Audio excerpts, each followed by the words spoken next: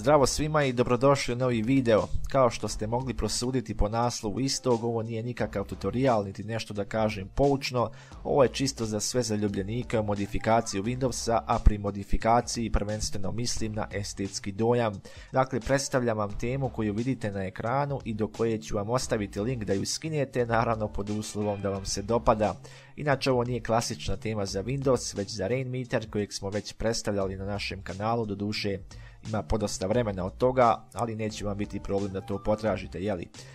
Tema je zaista prelijepa, kao što vidite, nije ništa da kažem previše napadno i našarano, izgleda moderno i napredno.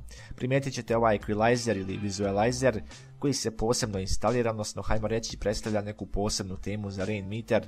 Dakle, njega možete, a i ne morate uključiti, ali meni se lično dopao jer mi upotpunjuje izgled. Ovaj video i njegovu tematiku ću iskoristiti također i za najavu da i vi meni pošaljete izgled svojih desktopa u inbox na našoj Facebook stranici, gdje ću ja lično da izaberem njih par i predstavim ih u posebnom videu. Ne mogu sada da kažem da ću nagraditi najbolje jer nismo još uvijek za takvo nešto u mogućnosti, ali da će biti nagrada hoće nekad. Imamo u planu neke majice i još par sitnih stvari za vas u budućnosti, tako da očekujte. Sad za sada stanje je tako. A što se tiče ove teme, dakle još jednom ponavljam, za instalaciju vam je potreban Rainmeter koga možete skinuti sa njegove oficijalne stranice.